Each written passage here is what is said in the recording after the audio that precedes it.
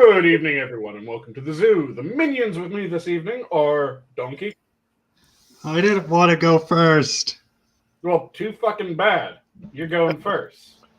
So, Donkey, Good day, everyone. Shady, Hello.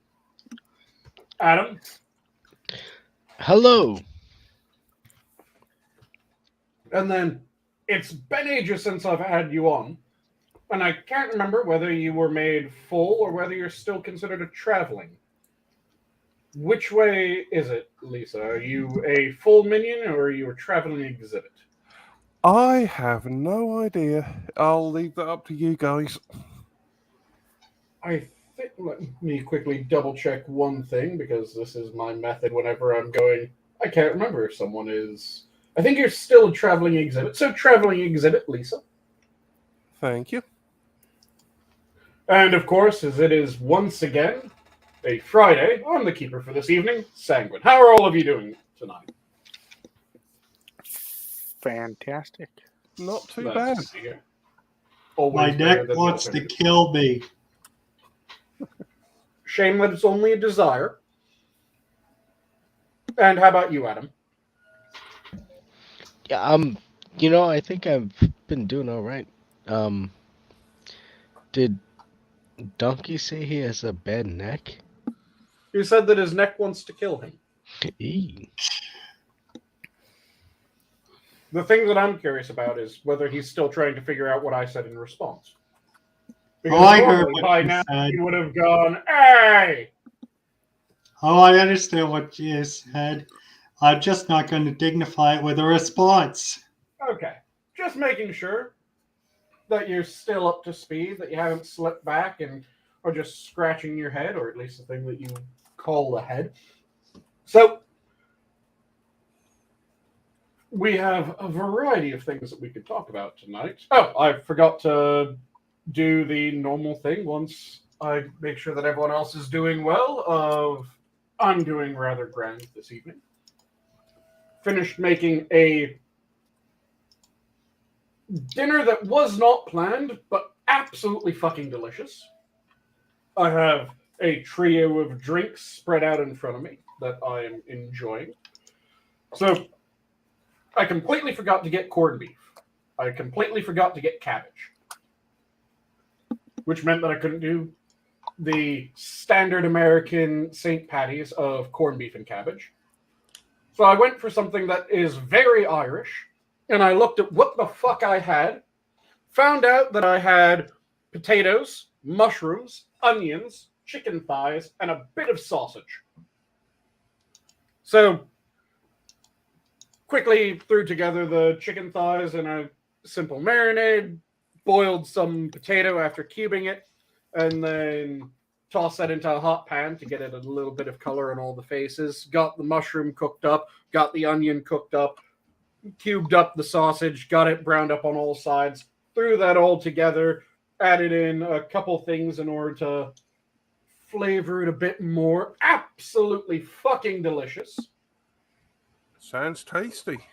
Completely slapshot in the best possible way. Looks a sight, but like I said, delicious. And then for my libations of the evening, I decided on a Guinness Extra Stout, a Smithwick's, and then 2 of my fingers of Writer's Tears, which I went for the double oaked Writer's Tears, an absolutely delicious Irish whiskey.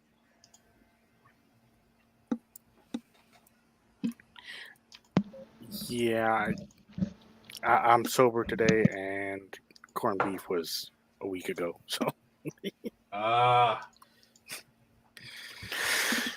but I had some killer tonkatsu ramen, so that was good. Oh, very nice. Ramen is always delicious. At least good ramen is always delicious. I like good comfort food, so it win with me. And the what's it called? The corned beef would have been comfort food too, but still. Mm-hmm.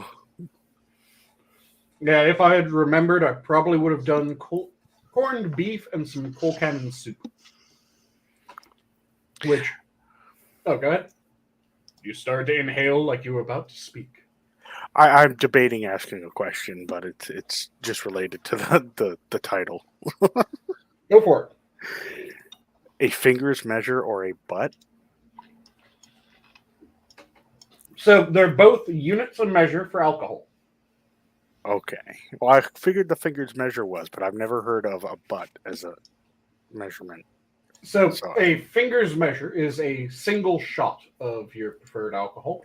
So a finger's measure of whiskey, when you order that at a bar, means I would like one shot of whiskey. Because in the bottom of a rocks glass or a whiskey glass, a snifter, or any of the other standard glasses that you drink whiskey out of, about that ounce and a half should be covering one finger when you look through the glass. A butt is a type of barrel. So a finger's measure or butt means, do you want a little bit of it or do you want a fuck ton of it? I see. Yep.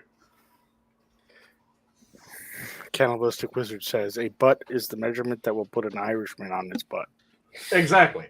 It's a nice big barrel. Approximately 108 imperial gallons. Yep. It is a massive fucking cask. And it is glorious. And to translate that into American gallons, Or 'Cause it's- the water gallon versus the wine gallon. you have 130 American gallons. Yep. Because, yeah, the American gallon is the water gallon, while I think that's the right order. It's the American's the water, and the Imperial is the wine, is it not? I don't know the slight difference. All I know is the imperial systems in the UK and the US diverge slightly. And it is okay. So, oh, actually, no. So it's the other way around. The US uses the wine gallon. The Brits use the imperial gallon, which is the water gallon. So that is why there's the difference. Still, imagine ordering a butt keg of beer. Oh, yeah. It's an absolutely enormous cask, and I fucking love it because of that. Even just a hogshead would be ridiculous. Hogshead, for those that don't use freedom units, it's 250 liters. So it's half of a butt.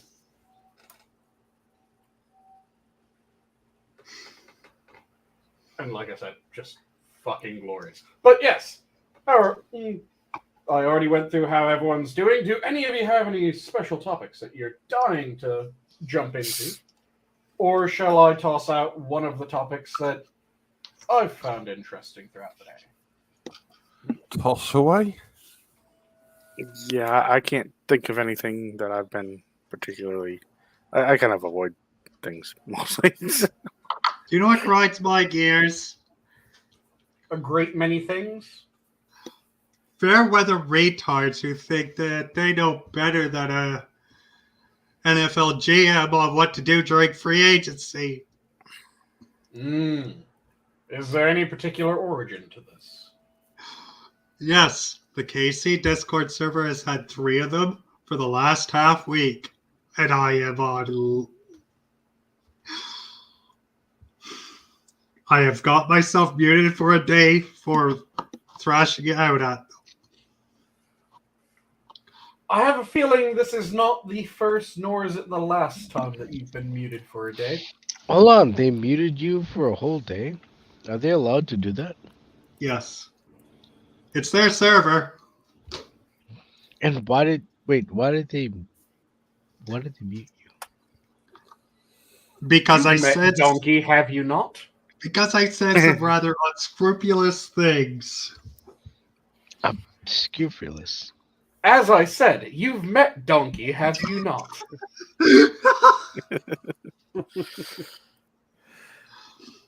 And with his response, I was not proven wrong in that question. But do you want to give a more thorough explanation of what you're talking about, Donkey? So that everyone knows what the fuck the terms you used actually mean.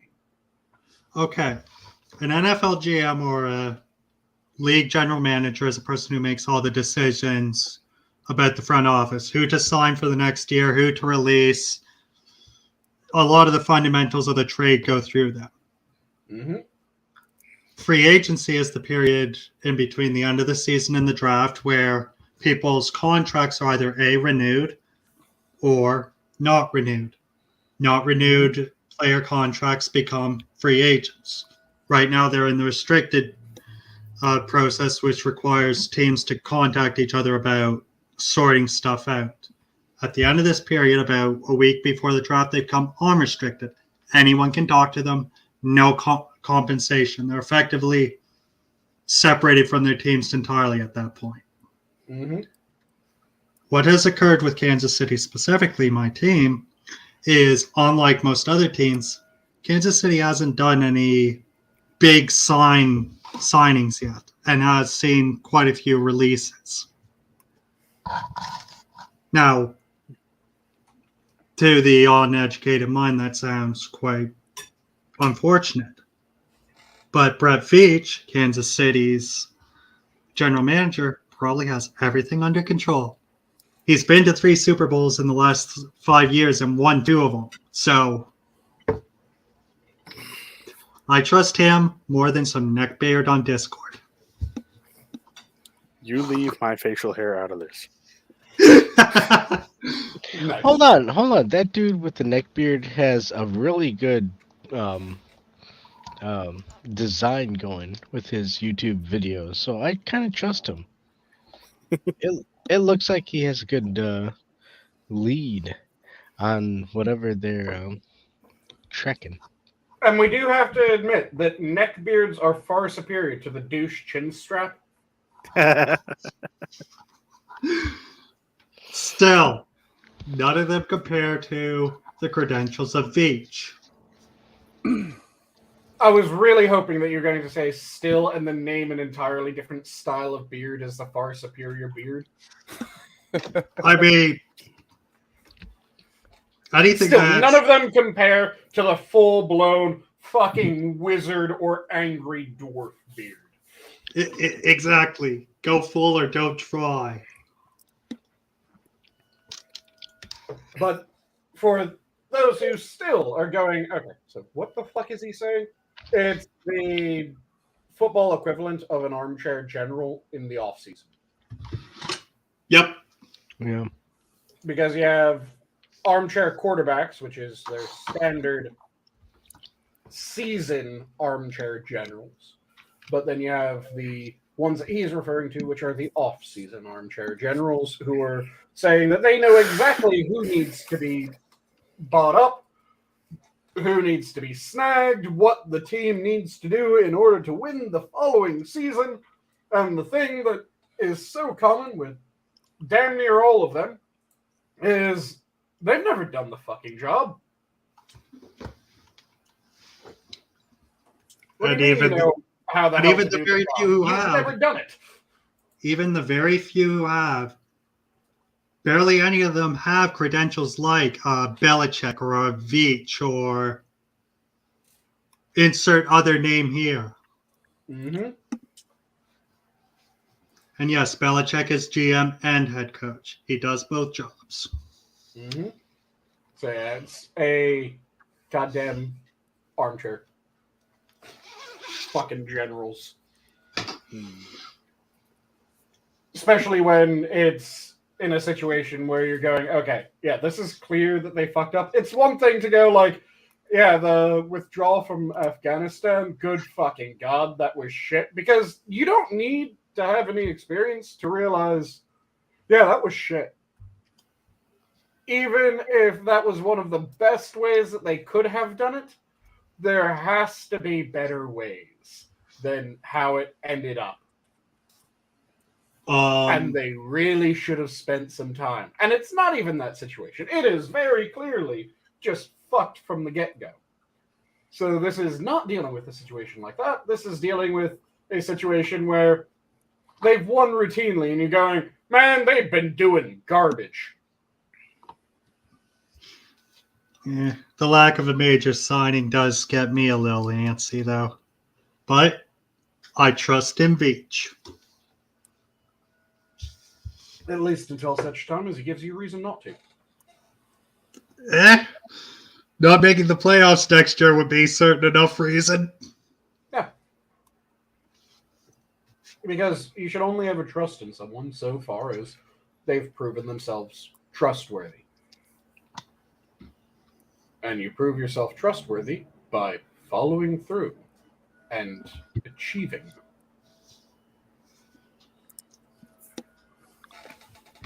But that was the donkey football talk, which sounds like at least a few people might have gotten rather close to zonking out. Am I correct? The rest of the panel? I'm sorry, I'm the only person here who likes football.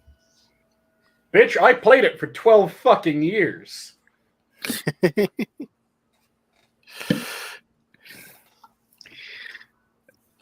I am not a sports guy, so I have no idea what any of this is. It's all Greek to me. Yep. So, shall we go to a topic that opens it up for everyone to go, what the fuck is going on? Which I talked about a little bit with Shady and Donkey, unless someone else has a topic that they want to throw out right now. Going once. Going twice. So, did you guys hear about San Francisco's absolute insanity that they're currently putting forward? Oh, yeah. They're planning on, or rather, they're currently proposing a plan for a $5 million per head for every black resident of San Francisco. Lump sum cash payment. Yeah, how do you think that's going to go down? It's going to swell San Francisco's population massively before it goes into effect and get them back their EC votes in 2030. Potentially, but it might also have a more of just equivalent exchange, shall we say, when it comes to that, and not actually all that equivalent. They might end up gaining some people, but I think that there's also going to be a fair number of people that go, fuck this, I'm out. So while they're gaining people, they'll also lose people, and then the question becomes, well, are they gaining? Unfortunately, if you run away, you're still going to have to pay for it due to how California's tax system taxes you on income 5 years after you leave. Or is it 15? Oh, yeah. But the question is, do you want to have a chance of getting away from it at some point in the future, or do you want to just deal with it throughout your entire life? And a great many people have been making the decision of, fuck it, I'm going elsewhere. I wouldn't blame them one bit. And don't think I'm pissing on just California. The entire United States works that way. Once you're a citizen, the IRS has its hooks in you no matter what. Oh, yeah. It annoys the shit out of me. It is the single greatest argument against becoming a U.S. citizen. It annoys me that we have it set up that way. Just like, there's a handful of other things that annoy the piss out of me. Like, I get why, from a historical perspective, birthright citizenship, in the way that we have it in the U.S., we had it. Do you guys happen to know the origin of birthright citizenship in the U.S.? Its current structure is a circumnavigation of people trying to get slaves back, right? So, the way that it was for the longest time in the US, as well as the way that it is in, I think, every other country on Earth, in order to be a citizen, your parents, at least one of them, had to be a citizen. Or you had to become a naturalized citizen. Those were the two routes to citizenship. You were born into it because one of your parents had it, or you're naturalized. Birthright citizenship popped up after the Civil War when people started saying, well, technically, if you were born to slaves, well, slaves weren't citizens. So if you're born to slaves, then you aren't a citizen because neither of your parents were citizens. So you would have to naturalize in order to become a U.S. citizen, and then they tried to put in barriers to prevent naturalization. The response was, no, fuck you. And in order to make sure that this doesn't work, this play that you've come up with, we're going to make it so that anyone born within the United States is a U.S. citizen. Hey, just an odd question or caveat, I guess. Would at that time during like what was it called, Bloody Kansas or whatever, where where the territorial areas were kind of going back and forth between being a slave state or a free state. Yep. Do you think that somebody born in that era or that territory, even Texas to a degree, considering that that was up for grabs, do you think that that would have?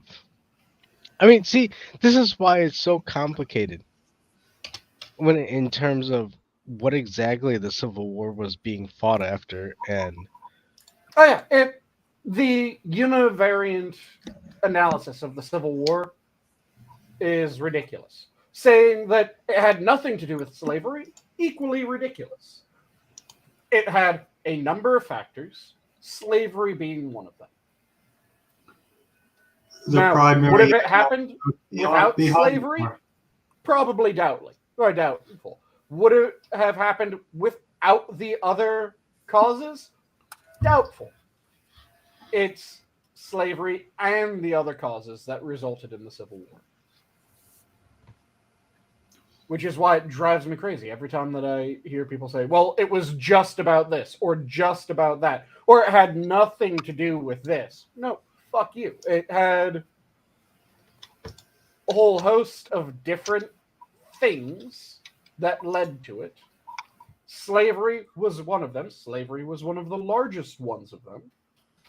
It was not the sole cause, because you had the issue of the industrialized North versus the rural South. You had the issues of, okay, are they just going to be dictated to, which you kind of see right now, where you have large urban areas that are trying to say, no, we should be allowed to dictate what rural areas do. And the rural areas are looking back and going, no, fuck you. You don't know what the fuck we do. And you had those issues at play. You had a shit ton of different things. Slavery was one of them. Slavery was a large one. Slavery was not the only one. And this, well, if you don't say that slavery was the only one, or even the majority cause, the simple majority cause, rather than even even one of just the plurality, or the main one of all of them, but not larger in and of itself than all the others, well, you're then covering for people that are racist. No, fuck you. If it's inaccurate to say that it is the main one, by 51% of it being the definition of main one, then I'm going to say, yeah, it's not 51%. Is it like 49, 48, 47, somewhere in there? Probably. It's very close. But it's not the sole reason, nor is it so massive of a reason that it completely eclipses everything else. And it just pisses me off. But when we had the Civil War, there were people that tried to prevent slaves and those that were descended from slaves from becoming U.S. citizens. So the way that the U.S. decided to handle it was, okay, anyone born within the U.S. is a U.S. citizen, which I think should have had a timestamp on it.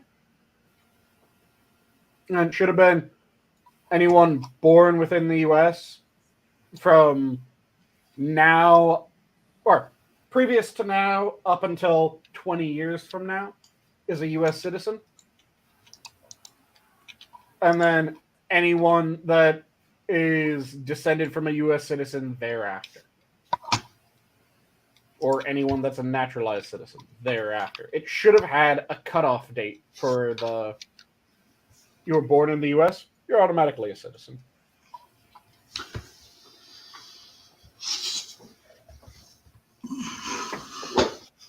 Yeah, but that's full of caveats and nuances.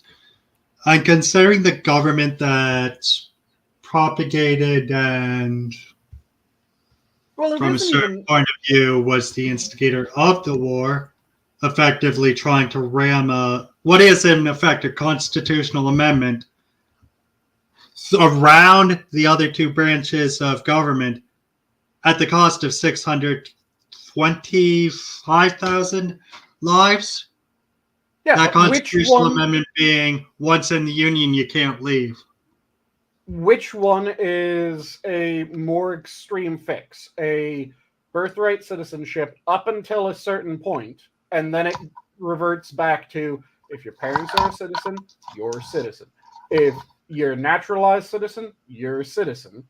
Or a change in perpetuity that if you're born in the United States, then you're a citizen. But should have been a one-time thing. If you can prove you're born here between dot and dot, you're a citizen. All the rules apply from there on out. Yeah, that's what I'm saying. That should have had a Just a window. one-time thing. Well, I'd say that it should have a window just in order to cover enough gap. So make it from now until like 20 years from now. Boom. Covered. Done. Dusted.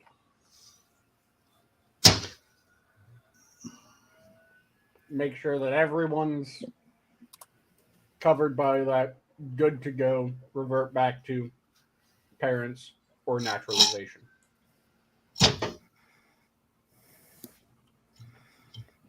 But yeah, the San Fran have decided either, or are currently deciding whether they want to do a $5 million payout per head to every African American citizen.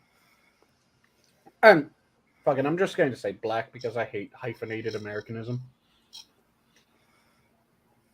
Or they have another option that they're also considering, which is for the next 250 years, they will pay $97K to every head.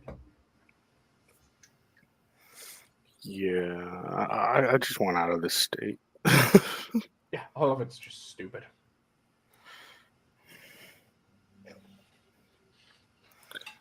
And it's to every head, not for every head, Cannibal. Yeah. This isn't an instance where they're starting out the American version of the ear mound. And for those who don't know the reference, Japan at one point, at war with the Mongolian Empire, had a system where its soldiers would collect ears in order to get paid. Which led to a lot of people running around with only one ear or no ears. That weren't at all Mongolian.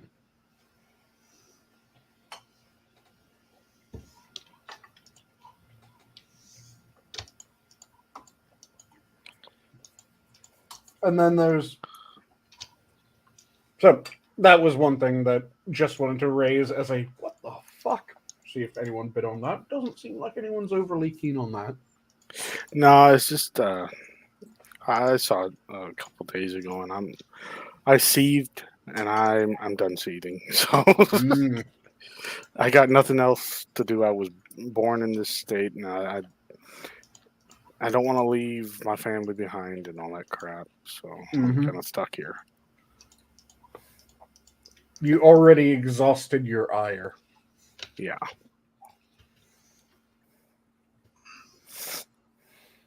Then to go for something touching on another person on the panel's backyard, there was the recent incident of Lori Lightfoot freaking out at the reporter that she had pulled the reporter's press credentials while she was still actively in power. Now that she's losing it, he was able to show up and go, "You're a bitch," effectively. Yeah. And the idiot that's replacing him is just white instead of black. Add 50 years. Do nothing as far as visual acuity. God damn, I can't believe a woman can be that ugly. She is Surely- Beetlejuice. Yeah, surely it would have been easier for him to get hold of her by saying Beetlejuice, Beetlejuice, Beetlejuice. Mm-hmm. Like, Jesus Christ, I could barely look at her up close for 5 seconds.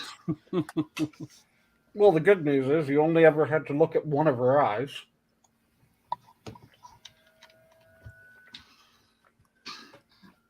Because the other one was so fucking far away. If you looked at one, you couldn't see the other.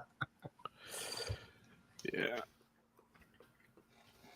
Well, that's what you call it. I just call it the fact that she looked bug-eyed. Yes, I think you could say she has the Innsmouth look, if you're familiar with H.P. Lovecraft. Mm-hmm. Or another way of referring to it is the... Do you guys know the Predator versus Prey eye placement? When it comes to Side of head evolutionary biology? sides of head versus facing forward, you mean? Yep. Yeah. She looked like the middle.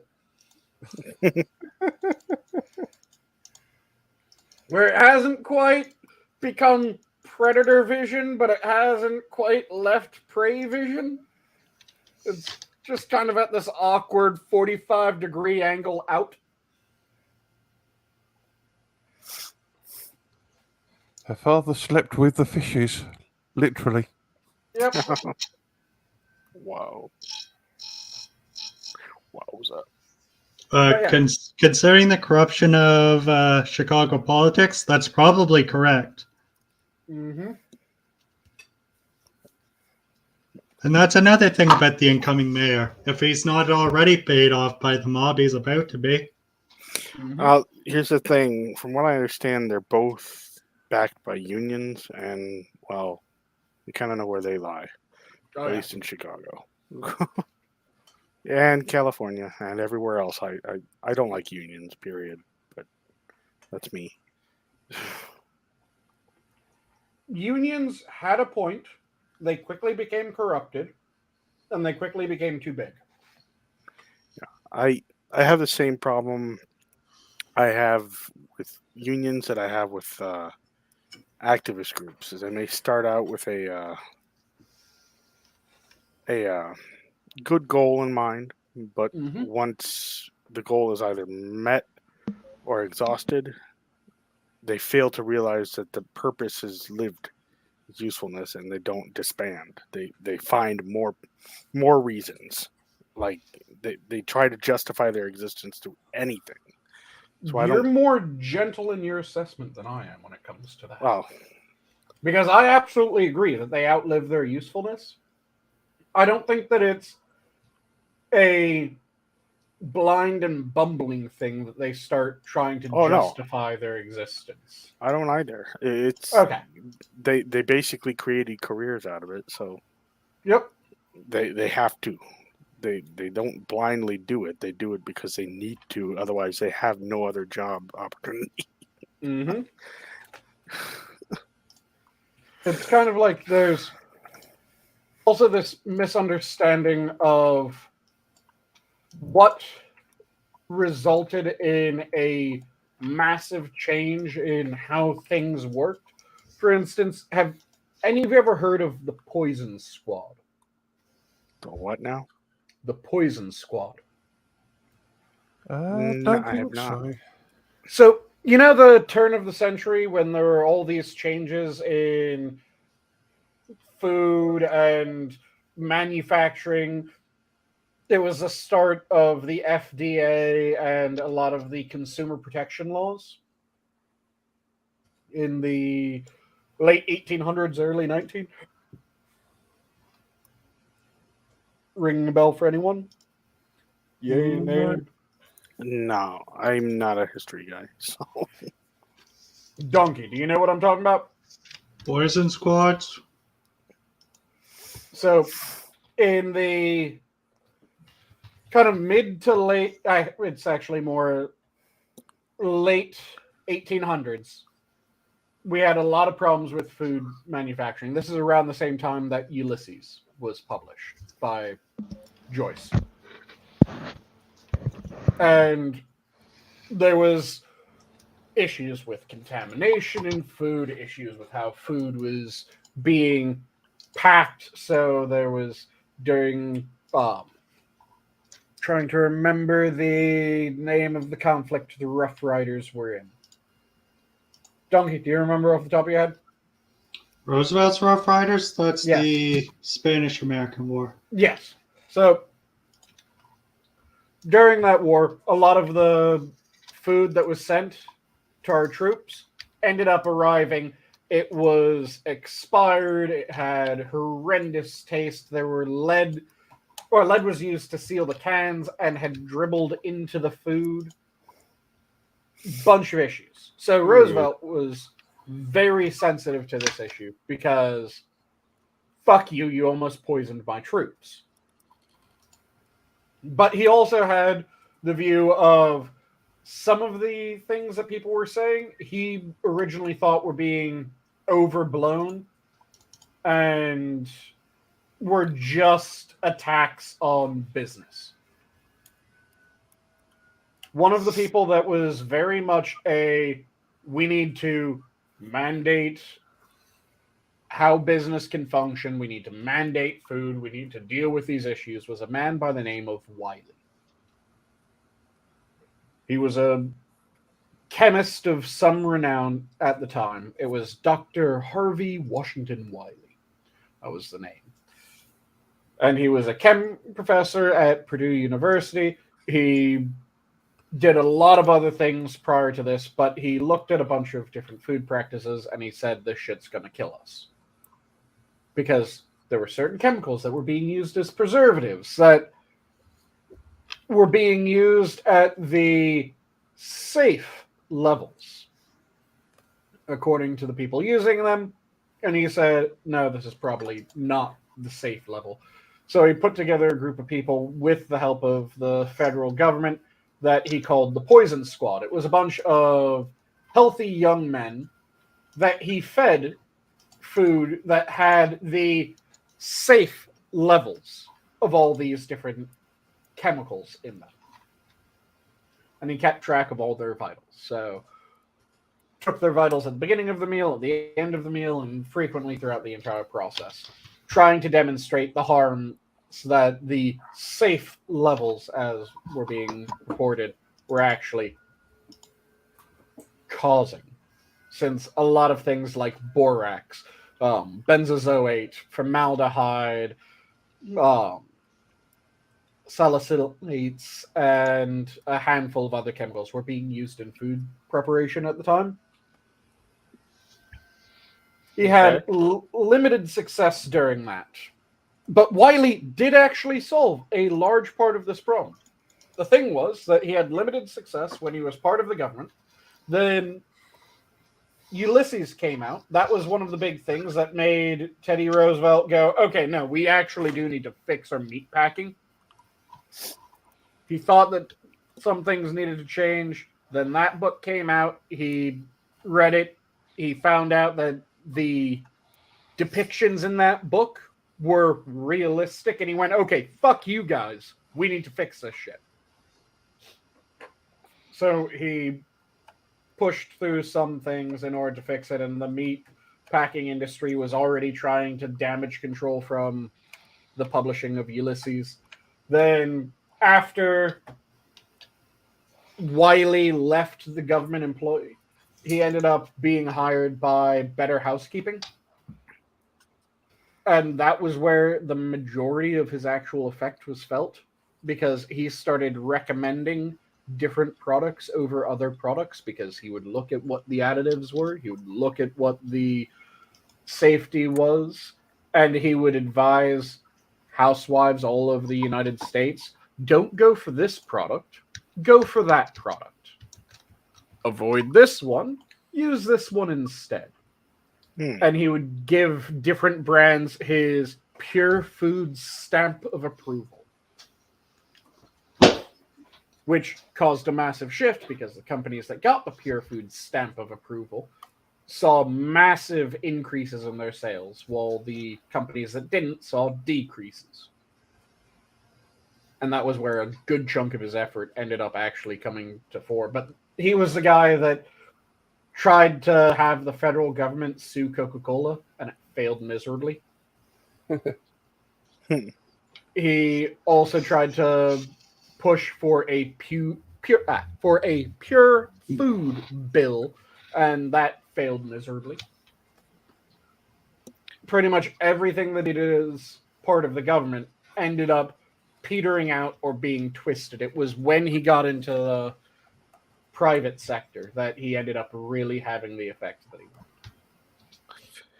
wanted. Maybe it's just a cynic in me, but I'm wondering how many times did he take a bribe for that stamp of approval?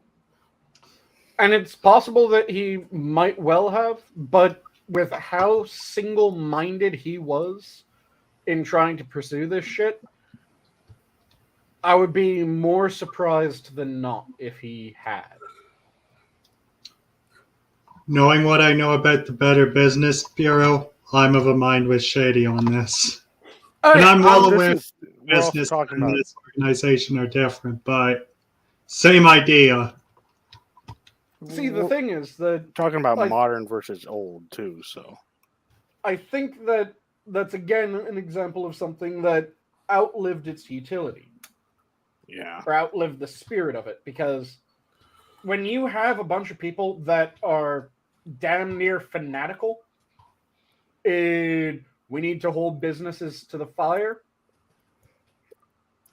and they get into a group like the Better Business Bureau, they're going to be looking at it and they're going to be going, you better keep this shit all above board. And they'll be less likely to take a bribe than when people are currently going into the Better Business Bureau. When you have someone that has devoted his entire life to, no, this shit's gonna poison you, don't fucking eat it. Yeah. He's going to be far less likely to take a bribe than someone who looks at it and goes, this is a very prestigious thing. I can get paid by them, and oh, you're willing to pay me a little bit? Here. Just leave it on the table. It was just an accident. You weren't meaning to bribe. And it's like one of those things that one of the instances that pissed me off is Adam might know about this. Do you remember the con man that was hired by the government and started finding a ridiculous amount of corruption in the government, Adam? Started finding corruption in the fucking Senate and House almost immediately. I think Adam might have fallen asleep. I mean, point out a senator and you're pointing out a corrupt person, so... Point at a politician anywhere. Who was that they hired? So it was ages ago. I want to say early to mid 1900s, maybe a bit later. Probably just after World War II was when this started. If I'm not All right. And it was a FBI agent ended up busting a con man who was a rather notorious con man. And he had a couple different choices. So he could arrest this man, send him to prison, or he could have this man con for the sake of the FBI.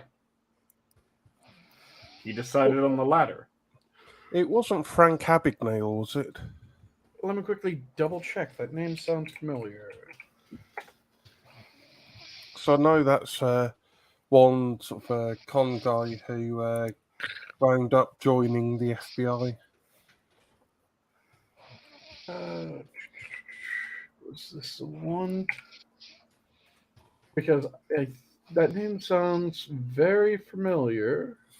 He was the subject of the movie Catch Me If You Can with Leonardo DiCaprio. That was not the one that I was thinking. It is a very similar instance where it was rather prolific con man, only that one was the check forger that you're talking about. Yeah. The one that I'm thinking about was just a con man.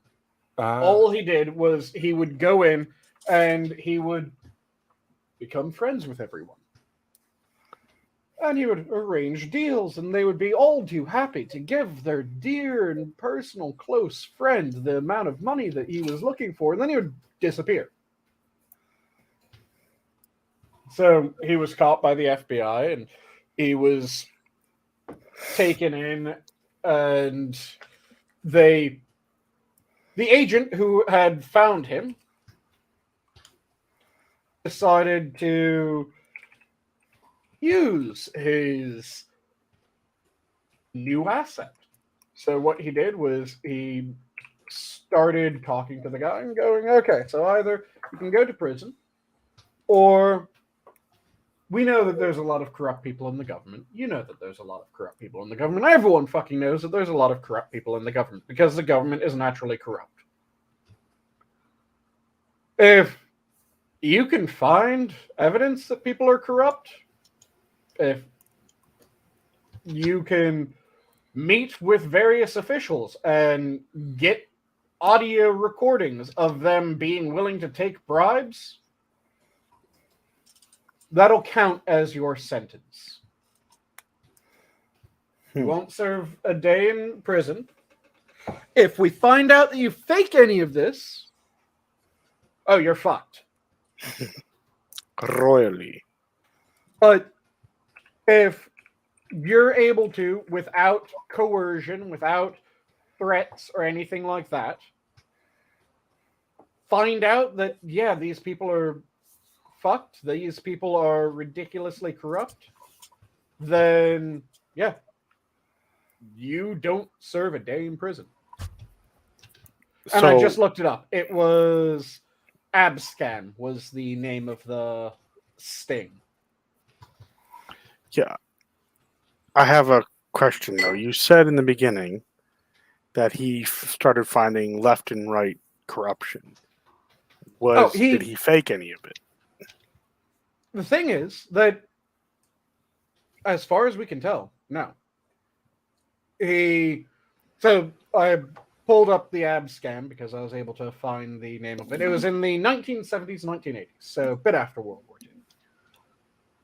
And it was the FBI enlisted Melvin Weinberg, a con artist who had previously worked as an informant, but then also just ridiculous amount of fraudulent real estate schemes and all that good shit that con men are known for. So the FBI went to him and said, okay, we know that you've been committing these crimes. You wear wires, you're able to get people to take a bribe.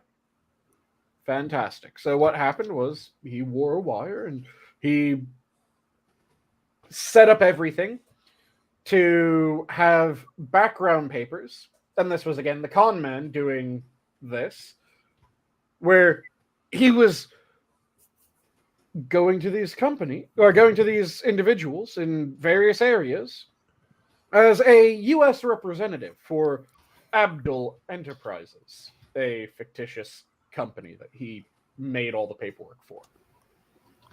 That was being backed by Arab sheiks.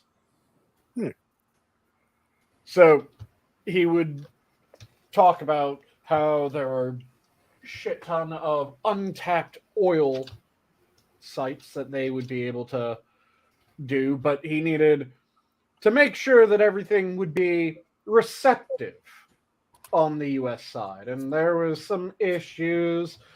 So he's just trying to make sure that everything works, that everything moves quickly, everything goes smoothly. So there's some red tape. If you could cut that, it would be beneficial for you. Standard bribery talk, right?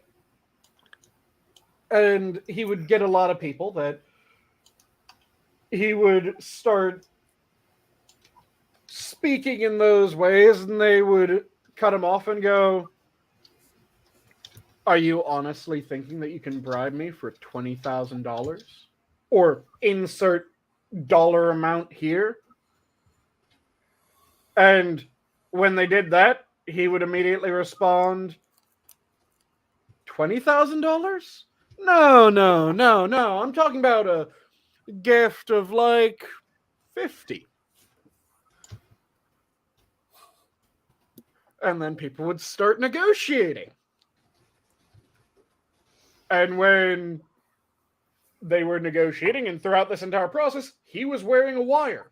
All the recordings were made available to the FBI and to various law enforcement agencies. So it came out that, there were U.S. representatives and congressmen,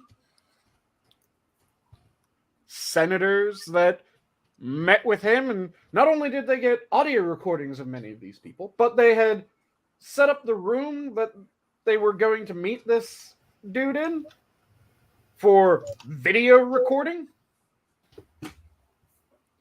So they have videotapes and audio tapes of various representatives and senators being very outraged that you think that you could bribe him for some paltry amount, and then he lists 2.5 times that amount. And they suddenly sit back down, and they aren't half so pissed off. Sounds like he's one of the original glowies. Yeah, and the thing was that this all started to come to the fore, and there were 19 charges that ended up actually going through that included bribery, extortion, and conspiracy when it came to this. But the Senate then quickly put together a Senate Select Committee on Ethics and ruled that the investigation was ethically repugnant. I bet And they then did. there were also a bunch of different bits of legislation that came forward that effectively categorized everything that had been done as illegal and classified it as entrapment. This all happened mysteriously before the representatives and senators were having their tapes exposed. Yeah. I don't like that one bit. But yeah, I have to. It does rub me as a little bit of entrapment, but it's still, they were willing to do it. So, see, I would agree if he was more forceful. yeah. If he was really pushing for it, but if he's just asking and they're jumping at the bite. Yeah, the times that I've heard the tapes, there are some people that, from all of the records of this, when it sounded like he was bribing them, they'd immediately go, "You're trying to bribe a sitting representative, a sitting congressman, a sitting governor, a sitting insert political position here? Are you fucking out of your mind? We're done." And they would get up and they would leave. But like I said, there'd be other people that would be going, "Do you really think that you can bribe me for $100,000?" And he would come back with, "How about 400,000?" Yeah. And suddenly they would sit their ass back down. So that to me isn't entrapment. That to me is just well fucking done. Yeah, it's like if you're being offered something and you take it, that's on you. Yeah, if you're being offered something and he isn't really Like pushing, unless there's like a gun at your back, then yeah, then I would say, yeah, I agree with you. I just yeah, if he was going up to them and saying, "You take this fucking money, I'll have you fucking assassinated." Okay, now maybe we have a leg to stand on when we say that's kind of fucked up. But when they start throwing around price points, Yeah, and he point, you're just responds to the haggling clear. over- Oh, go ahead. Yeah, at that point, you're just haggling over the price. Yeah, Yeah. like I said, when you say that, "Are you trying to bribe me for $100,000?" and at no point had the guy mentioned $100,000, you've just told him the price that he has to beat. All he has to do is mention a price over that, and there's a good chance that you're going to sit your ass back down. And that was the thing that was really well done when it came about the ab scam, because throughout pretty much all of it that I was able to find recordings or anything like that on, or the transcripts of, he wasn't the first one to mention a price. He was just talking about how, "Oh, we have a lot of untapped oil riches, and we're looking to invest, and we're trying to make sure that everything's going to move smoothly, but there's some legal issues that we've been having, and we'd be really appreciative if you could help us navigate these issues. We're looking to invest in this one casino. We're looking to start a casino here. We're looking to get a gaming license due to that. And it's just really difficult, especially as a foreign company, to get the gaming license within New Jersey. So yeah. is there anything that you can do?" And then it was, like I said, "You think that you're going to be able to bribe me for some paltry amount?" And they list a price, and they go, "What about $400,000? Yeah.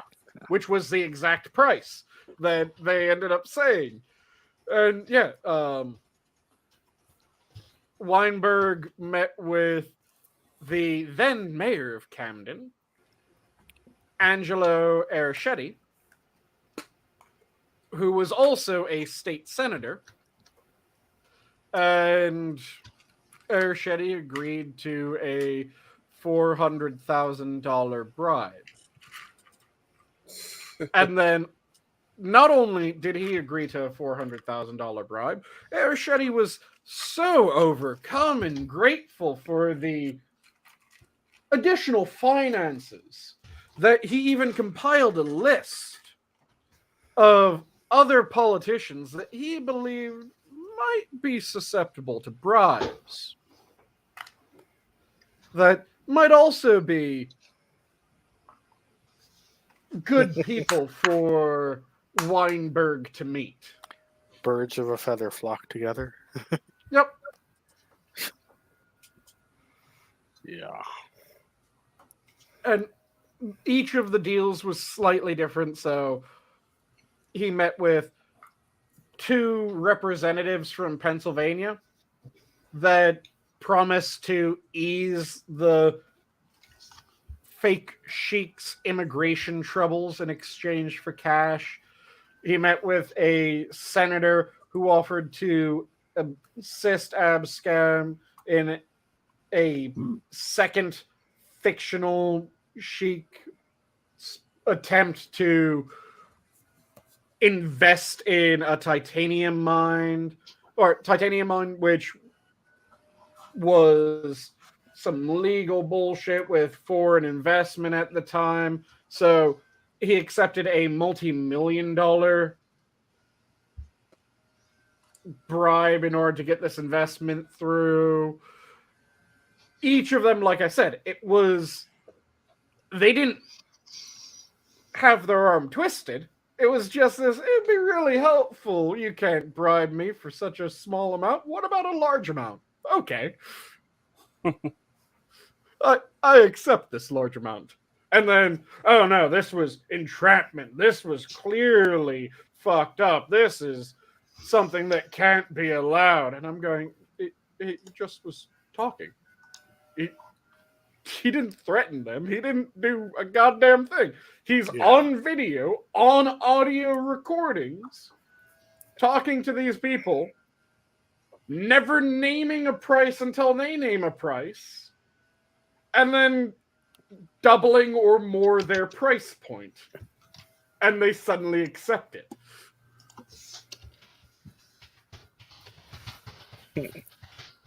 And a good chunk of the senators and representatives, the only thing that happened to them was that they had an ethics violation from Congress. And resulted in nothing, I'm guessing. Pretty much. Yeah. If only there was some wires amongst the meeting that formed the ethics committee to respond to this. Oh yeah, and one of the things that they did was they made it so that any further investigations of this sort had to get their permission. Oh, fuck off. Who watches the Watchers at that point? Well, it's even better. It's not just who watches the Watchers. It's, hey, people that were willing to bet are corrupt as shit. Can we investigate you for being corrupt as shit? Yeah.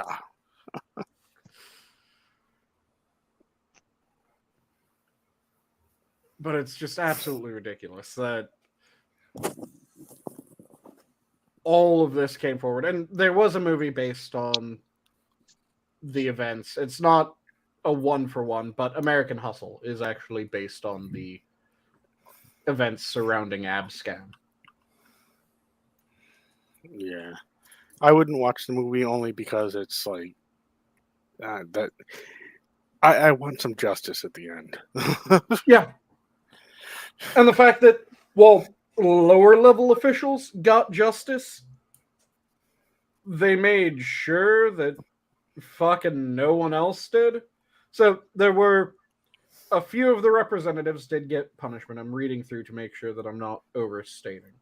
So, of the 6 representatives that were originally in trouble over this, 2 resigned and 3 were defeated in elections. One of them was actually expelled from the House. So that's good. Yeah. But, like I said, there are a bunch of senators, and the Senate did not do that. They had some ethics violations.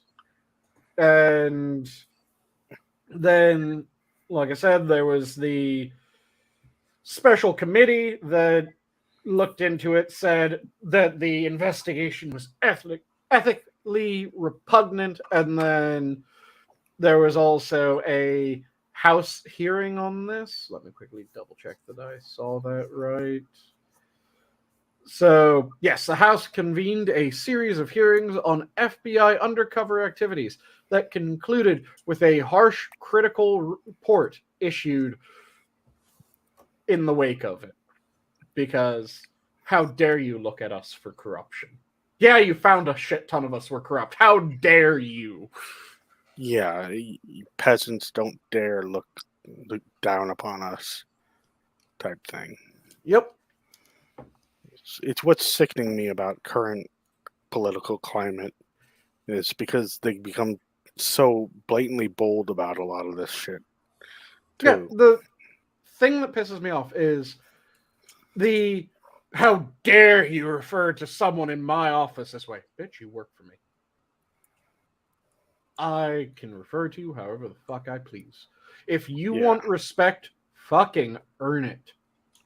Do something worthwhile. Prove that you're worthy of being respected. If you prove that, guess what? I'll fucking respect you. If you're being an absolute bastard, fuck you, blow me. That fantastic scene from... It was the Big Lebowski, right?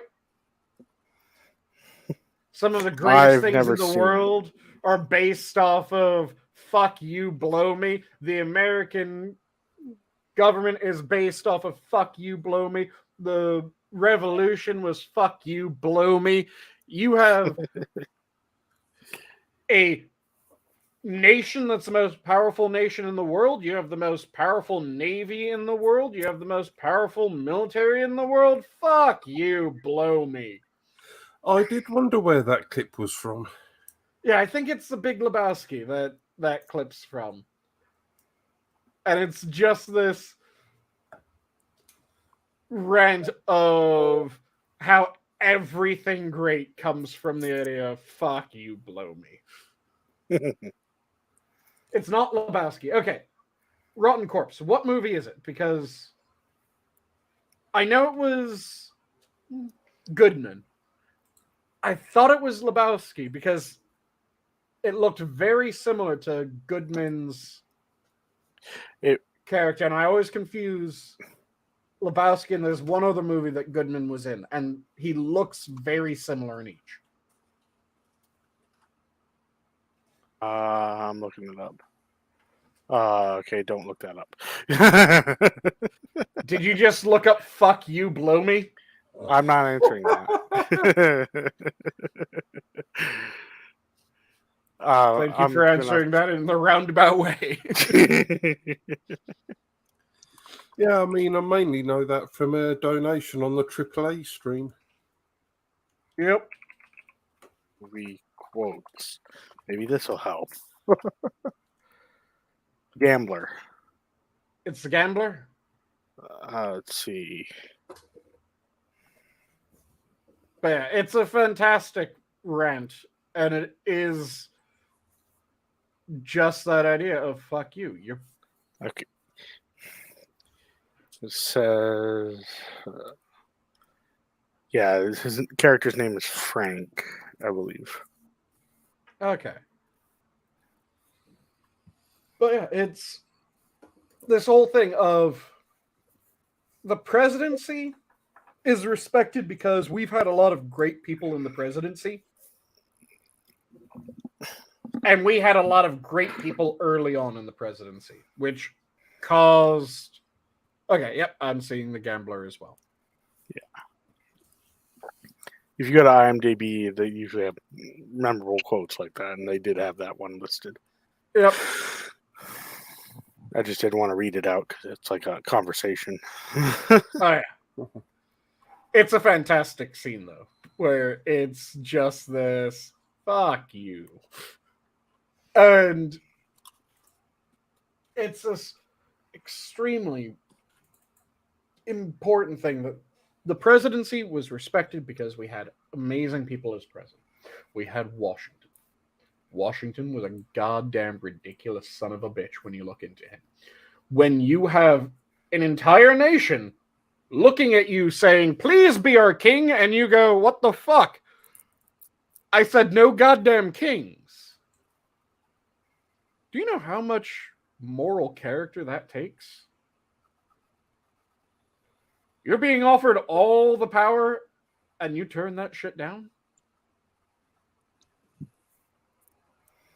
That's fucking ridiculous. And it happens so rarely, and you know it happens so rarely because you look at every other fucking revolution, and how many of them had a happy ending? Fuck, yeah. France is on what, the 8th Republic or some shit? 6th. Close enough. Yes, if you count the re-emergent monarchy and the two empires, you have 9 systems. Yes. Yeah.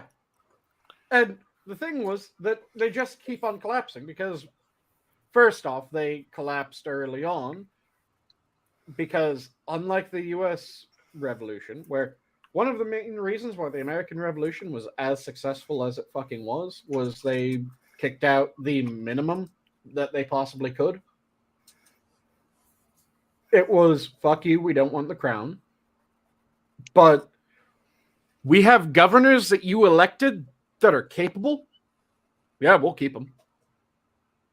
You have people that were trained by your military and are capable generals, capable soldiers, capable sergeants, capable lieutenants, capable insert rank here. We'll keep them. Yeah. You have a greedy son of a bitch that was given his position by nepotism? Fuck him, he's on his ass. And Yeah. the American Revolution was very good at that. Meanwhile, look at the French Revolution. If you were capable and you were in a position of power, please stick your head in the guillotine. If you were incapable and had a position of power, please stick your head in the guillotine. If you were the product of complete nepotism, guillotine. If you were the product of someone who worked their way up, guillotine. And then suddenly they looked at it and they went, holy shit, we have no one that has any leadership knowledge. You're to an extent conflating the collapse of the First Republic with how it actually operated and what actually finalized its collapse and into the second monarchy period. Oh, I'm doing. Bear in mind, the rest of Europe blockaded and was ready at the drop of a hat to go to war over this shit. Oh, yeah, absolutely they were. It was not going to be made easy, but you have to admit that executing anyone who had any sort of experience Yes. did not improve their situation. Robespierre and the other radicals within the French First Republic were a major contributing factor, but don't think Habsburg, Saxe-Coburg, Gotha, or is that a little too early? Was it the last Stuarts or the first Saxe-Coburgs in England at that time? Fuck. No, it was the first Saxe-Coburgs. Sounds about right. I'm terrible with English. William III was the third of that line. But, yeah, when you have a revolution that gets rid of anyone of any sort of competency, it fails. And to speak nothing of the cousin of the king you just executed right to your south. Oh, yeah. Like I said, they were already in a bad position. They made a bad position much worse. And you see this with other rebellions and revolutions as well. Same thing happened in the Soviet Union with the overthrow of Tsarist Russia. They got rid of anyone that had any fucking clue what the hell was going on. They executed them. They did it in China. Anyone that had any fucking clue, they executed them. They did it in Cambodia. Anyone that had any fucking clue, they executed them. To be fair, the Soviet purge in 1920, you were looking at pretty much for good stock anyway, in terms of military leadership. Oh, but the thing is that they did actually get rid of fucking amazing leaders at the same time.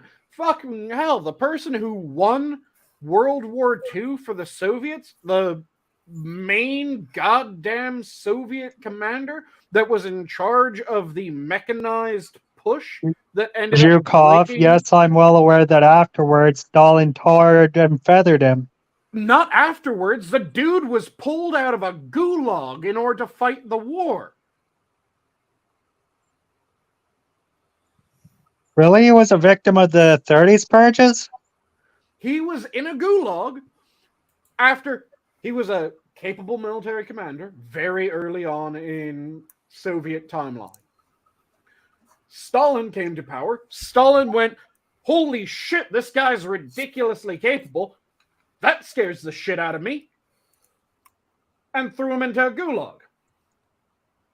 Then they started getting their nose absolutely fucking smashed flat, not just bloodied. And he went, oh, good God, is there anyone? Oh, shit, I have that one general. I pulled out like half of his teeth. Let's pull him out of the gulag. Now, you're referring to the 30s purges. I'm referring to the purges of the 1920, the ones that were concurrent with the Russian Civil War.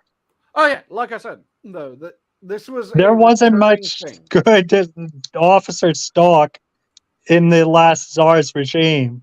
No, but there were people that were knowledgeable and capable in other respects. And it did not matter what fucking respect they were knowledgeable and capable in. They were executed or thrown into a gulag or punished for some means for succeeding. You were knowledgeable in production, so you ended up owning a factory and being able to produce shit.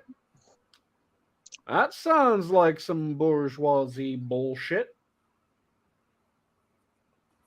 Please face the wall, comrade. You were capable in finance. Please face the wall. You were a capable farmer. Please face the wall. On farmers, they starved them out, not shot them. They did both. I'm not wrong. They starved out those that would yield the grain, and they shot those that wouldn't.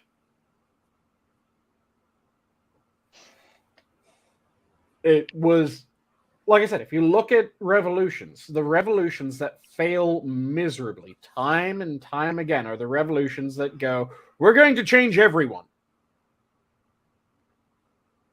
Good, bad, indifferent, fuck them, they're gone. With management like that, what could possibly go wrong? Exactly. Meanwhile, when you look at, there's a bunch of English revolutions that actually worked out. Because England has had several revolutions, and the most successful of the English revolutions are the ones that went, okay, so we know that there are a bunch of these fuckers that were evil as shit, but some of them are really capable. And they would keep capable ones. The US, the American Revolution, kept capable ones. There's a handful of other revolutions that kept capable ones, and those tend to be the successful ones. Then again, also, fuck Henry VIII and his children. I have to mention it every time that I think about it, because the Bodleian Library, fuck them. Bodley was an absolute ridiculous madman in the most glorious of fashions. But fuck William the Conqueror. Right, not William. Fuck William VIII's children. Because the son Henry took VIII? over. Go ahead. Henry VIII? Henry VIII. Sorry, Henry VIII, yeah. Fuck Henry VIII's children, because the son that had the extremely short reign took over, went to the library at Oxford and went, you have a lovely library here. It's a shame all these books were written by Catholics. Yeah. Burn them. Then I will strongly protest. That was his regent. The little shit barely did anything on his own initiative before he died of hemophilia, I think. the point still stands, and his sister came into power, and his sister, the first sister, was a Catholic, and went, this is a lovely library that you have. Only a shame that all the books in here were written by Protestants. Burn them and all your Protestant faculty. Yeah, I got nothing against that. She also killed that going by Henry VIII's will, was the person to succeed Henry VIII's son. And then immediately after she was overthrown, her sister came into power, and her sister was a Protestant again. And guess what happened at the Oxford Library? This is a beautiful library that you have. Just a shame all these books were Catholic. Burn them and 4 of your Catholic faculty. And then the reason why the library is currently called the Bodleian Library was the spy master / assassin / ambassador of Victoria had remembered I think it was Victoria. Was it Victoria? Or was it Elizabeth I? Let me double check.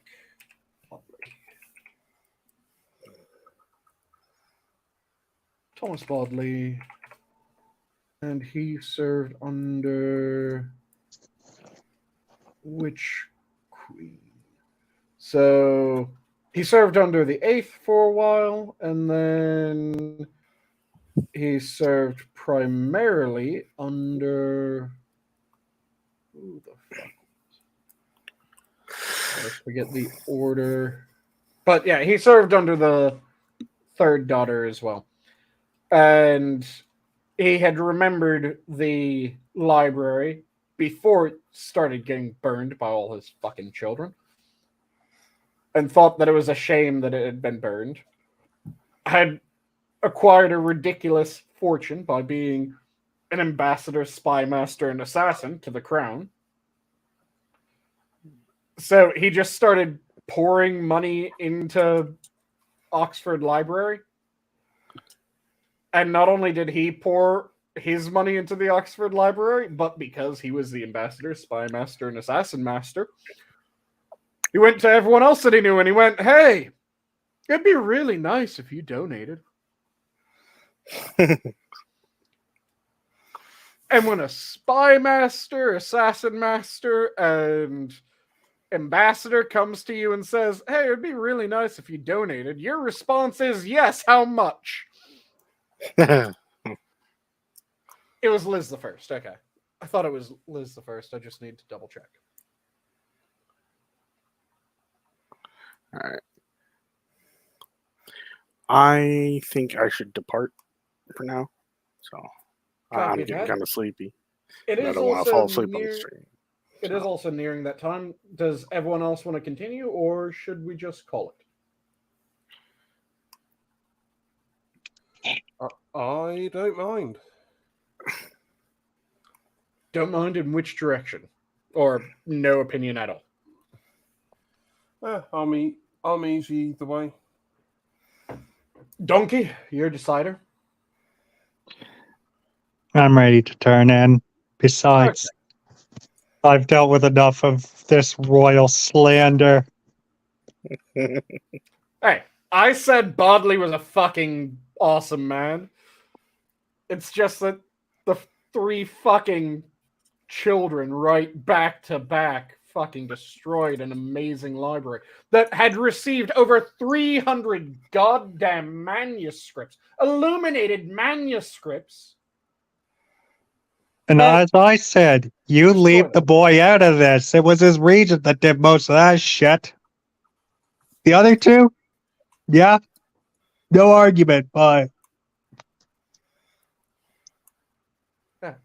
It just fuck them. So let's go around the horn for parting words. Since you were the first to say that you have to go, Shady, do you want to give any parting words, or would you rather just pass on to the next? Parting words: cherish all literature, regardless of who wrote it, and cherish them as the author intended them. None of this what is it? What's the word? Proactive? No. When you do something after the fact. Yeah, changing words. Retroactive? Retroactive, that's the one. None of this retroactive censorship crap that's been going on lately. Just like if you got a classic book you like, buy it quickly in hardback before it's too late. Yep. And Like, that's it. what is it? Roald Dahl is currently having a bunch of his books censored now. Yeah, and then I suspect Tolkien's on the chopping block soon, and Most likely. because his estate is full of idiots, apparently. Well, no, the problem is that his son was the one that was in charge of it. His son did a fantastic job preserving it. And then it went to the third generation, and the third generation went, "How much money? Okay, yes, please." Yeah, but I recently picked up The Lord of the Rings and The Hobbit because I wanted to make sure I had it in hardcover. I would pick up also the 3 major works that were compiled and put together by Christopher. Which The are The Untold. Silmarillion, the Peoples, and the Nature. Oh, I I'll thought have you to were look going to into that. include the Untold. Oh yes, the Unfinished Tales compilation. I forgot about that one. Yeah, send me a link to those.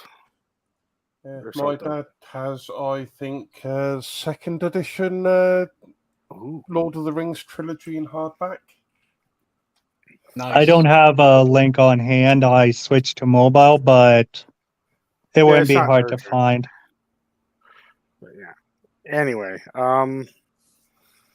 yeah, that's it for me. Just cherish what you love. Get hard copies of everything because fuck this digital media age. Yep. Or if you're going to rely on something that isn't a hard copy and you want something old, one of the sources that I cannot recommend enough, the Gutenberg Project. Are you guys familiar with that at all? I'm familiar with Yes. A. Gutenberg, but not the Gutenberg Project. So you might find the Gutenberg Project rather interesting, Shady. It's a free library of books that have gone out of copyright. So it has them scanned in from their original format into the site, and you have access to all of them. All you have to do is go to the site, and you can find old science books, you can find old philosophy, literature, whatever. I've been recently going through The Merry Adventures of Robin Hood by Howard Pyle, which is a fantastic version of the story of Robin Hood. Interesting. So I recommend that to everyone. And I think last week was the week that I read the preface, because the preface is just fantastic. And I might read it again because it deserves a second read. Lisa? Yep. Respect authors that have gone before, and for God's sake, stop revising books of authors who have died. Copy that. Wise words. Donkey? Screw current governments. Copy that. I think Adam's still asleep, but I'll mention Adam, and if you are there, you can unmute and say your piece. Doesn't look like he's able to unmute at the time being. So I think I will read the preface again, just because, like I said, it is fucking amazing. So this is the preface to The Merry Adventures of Robin Hood by Howard Pyle. Preface. From the author to the reader. You who so plod amid serious things that you feel it a shame to give yourself up for even a few short moments to mirth and joyousness in the land of fancy, you who think that life have naught to do with innocent laughter that can harm no one, these pages are not for you. Clap to the leaves and go no farther than this. For I tell you plainly that if you go farther, you will be scandalized by seeing good and sober folk of real history so frisk and caper in gay colors and motley that you would not know them but for the names tagged to them. Here a stout, lusty fellow with a quick temper, yet none so ill for all that, who goes by the name of Henry II. Here is a fair, gentle lady, before whom all others bow and call her Queen Eleanor. Here's a fat rogue of a fellow dressed up in rich robes of a clerical kind, that all the good folk call my Lord Bishop of Hereford. Here's a certain fellow with a sour temper and grim look, the worshipful Sheriff of Nottingham.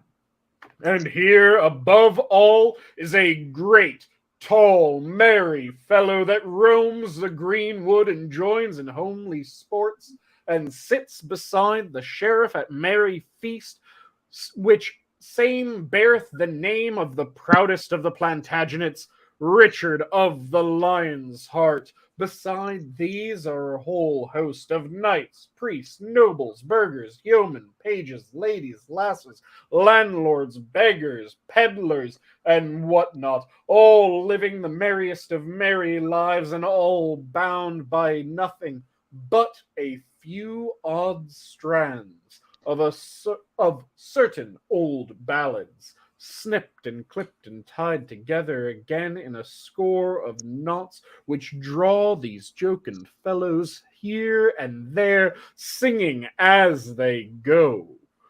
Here you will find 100 dull, sober, jogging places, all tricked out with flowers and whatnot, till no one would know them in their fanciful dress. And here is a country bearing a well-known name, wherein no chill mists press upon our spirits, and no rain falls but what rolls off our backs like April showers off the back of sleek drakes, where flowers bloom forever and birds are always singing, where every fellow hath a merry catch as he travels the road, and ale and beer and wine such as muddle no wits flow like water in a brook. This country is not fairyland. What is it? 'Tis the land of fancy, and is of that pleasant kind, when you tire of it, whisk, clap the leaves of this book together, and 'tis gone, and you are ready for everyday life, with no harm done. And now I lift the curtain that hangs between here and no man's land. Will you come with me, sweet reader? I thank you. Give me your hand. Very nice. Like I said, that preface is just fucking amazing. The way that it rattles and rolls and just carries you along, the short sentences causing that nice rapidity of speech, but then long flowing sentences that drag and stretch just at the right time. They don't write them like that anymore. Oh yeah, it is a fantastic thing. And like I said, you can find that and many other books on Gutenberg.org, which is the site of Project Gutenberg. And their endeavor is that, much like the Gutenberg Press made it available for people to get books at an affordable rate, this takes old classics that are well past their copyright and gets them into the hands of everyday people at no fee, no registration, no special apps, nothing is needed. It's hundreds of years of books, effectively. And it is amazing for that. And it's books in all different languages. It is absolutely fantastic. Highly recommend it.